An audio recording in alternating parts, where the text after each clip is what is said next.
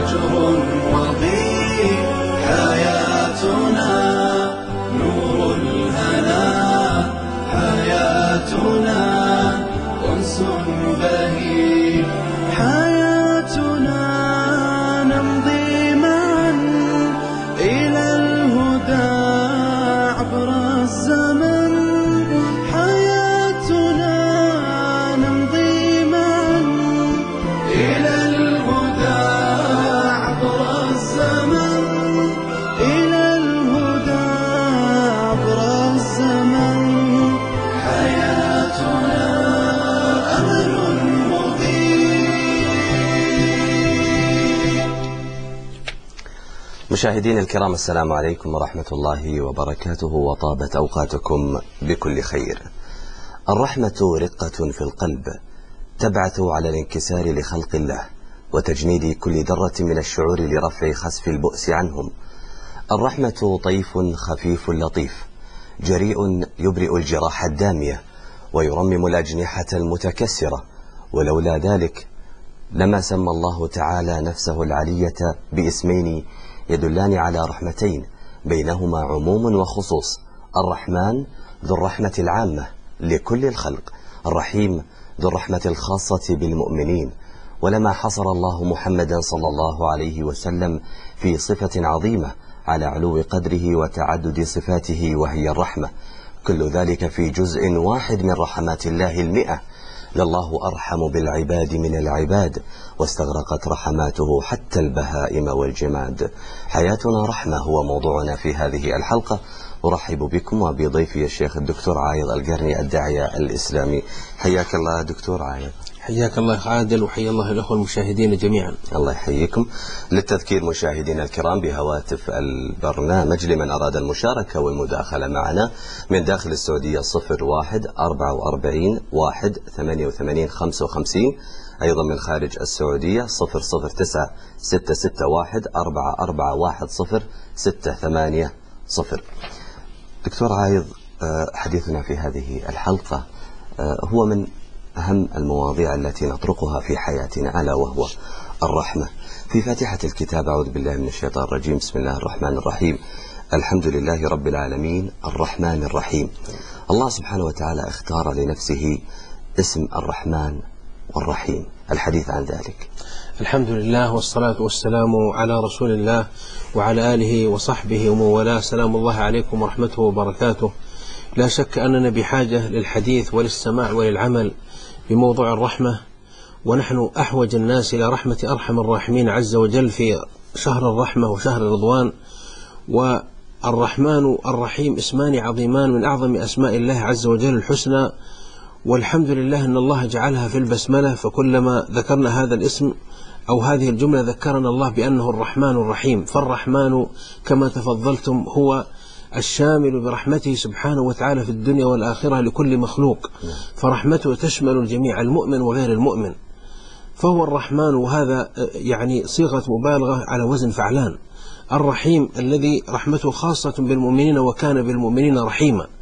ولكن من هذا هنا سر لطيف، أن الله سبحانه وتعالى بشر عباده في أول كتابه بأنه رحمن رحيم، وإلا فأسماءه الحسنى كثيرة جل في علاه، ولم يقل بسم الله الجبار أو القهار أو الصمد أو نحو ذلك، بل بشرنا سبحانه وتعالى بأنه رحمن رحيم.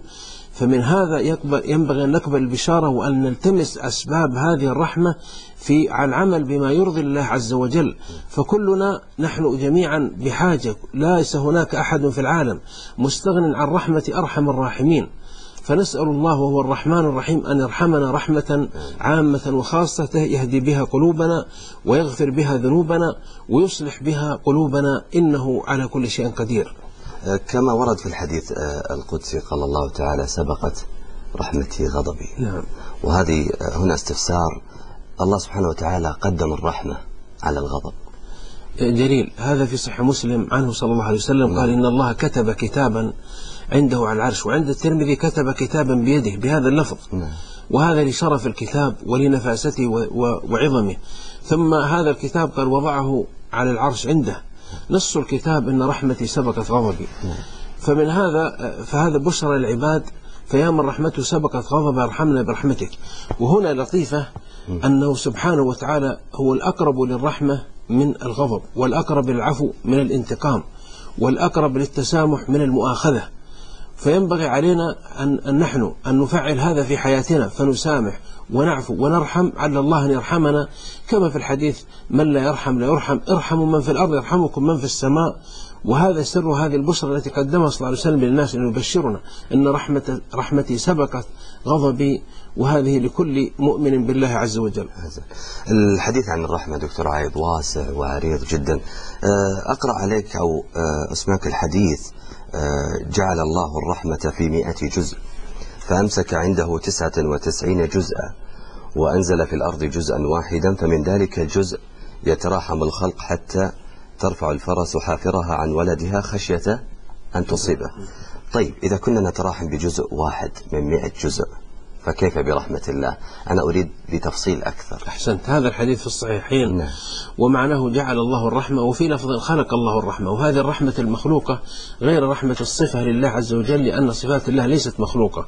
فالعلماء قالوا هذه الرحمة المخلوقة التي أنزل الله منها رحمة واحدة في الدنيا، وكما تفضلتم هذه الرحمة هي التي نتراحم فيها. الجزء هذا من 100 جزء نتراحم فيها ما بيننا، فإن رأيت كبيرا يشفق على صغير فهو من هذا الجزء، وإن رأيت غنيا يعني يعود على فقير فمن هذه الرحمة، وإن رأيت رجلا يحنو على طفل أو على يتيم، أو يجبر خاطر مسكين، أو يقف مع ملهوف، أو يعطي معدوم، فهذه من هذه الرحمة التي نترحم بها حتى العدل بين الناس. نعم. أما 99 فأبشر جميع المسلمين الله ادخرها، ينزلها يوم العرض الأكبر جل في علاه، في يوم حتى يقول أنه إذا نزل هذا يطمع إبليس في رحمة الله من كثرة ما يرى من الرحمة. في الحديث أن حتى إبليس يتطاول عنه أن يدركه بعض هذه الرحمة من رحمات الله عز وجل التي ينزلها للعباد. ولذلك أمرنا أن نتعرض لرحمة الله عز وجل بالاستغفار والتوبة والعودة إليه جل في علاه، حتى إنك تجد آثار رحمة الله في الدنيا، رحمة المخلوق هذا الجزء تجده حتى في البهائم. يعني قول صلى الله عليه وسلم هذا مثل: حتى إن الفرس ترفع حافرها عن ابنها عن وليد، يعني لئلا تصيبه. فكل ما ترى من التراحم حتى بين الطيور وبين أفراخها، بين الناقة وفصيلها، كلها من آثار هذه الرحمة التي هي جزء من 100 جزء. جميل. الرسول عليه الصلاة والسلام والرحمة كما جاء في القرآن: لقد جاءكم رسول من أنفسكم عزيز عليه ما عنتم حريص عليكم بالمؤمنين رؤوف رحيم. نريد أن نقلب شيئا من صفحات سيرته العطرة فيما يتعلق بجانب الرحمة. أحسنت. هو هذا الباب الذي لا يمل، وهذا الباب الذي لا يؤتى أو ينتهي الحديث عنه، وهو من أجمل ما يكون في سيرته صلى الله عليه وسلم، حتى يقول: شوقي وإذا رحمت فأنت أم أو أب هذان في الدنيا هما الرحماء. فهو صلى الله عليه وسلم رحمة، بل سماه ربه سبحانه وتعالى كل يعني ذاته ورسالته: وما أرسلناك إلا رحمة للعالمين. فكان الرحمة في منتهى صورها عليه الصلاة والسلام، في عمله، في قوله، في ممارساته، في تطبيقه للسنة عليه الصلاة والسلام، حتى إنه صلى الله عليه وسلم يقول لمعاذ: أفتان أنت يا معاذ في التخفيف بالناس في الصلاة، من صلى بالناس فليخفف فإن فيهم المريض والكبير والضعيف وذا الحاجة. وهذه من الرحمة. بل بلغت رحمته عليه الصلاة والسلام إلى أن قال العلماء: رحمته بالمؤمنين ورحمته بالكافرين ورحمته بالحيوان. مثلا فبالمؤمنين قال الله وصفه بذلك كما في الآية: لقد جاءكم رسول من أنفسكم عزيز عليه ما عنتم حريص عليكم بالمؤمنين رؤوف رحيم. فهو أرحم الناس بالناس عليه الصلاة والسلام. وأما بالكافرين فقال وجوده حياته صلى الله عليه وسلم كانت رحمة، لأن الله لم يعجل العذاب للكفار بسبب وجوده، يسمى الأمان الأول. والأمان الثاني الاستغفار. قال سبحانه وتعالى في سورة الأنفال: وما كان الله ليعذبهم وأنت فيهم وما كان الله معذبهم يستغفرون. فرسالته أصل رحمة، رسالة إنقاذ، ووجوده حياته صلى الله عليه وسلم كانت رحمة.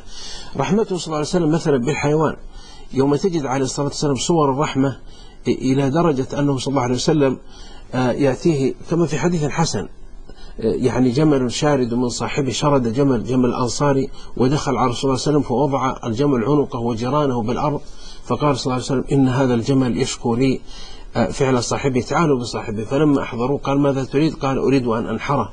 قال: تتعبه وتكده ثم تريد تنحره، فتركه للرسول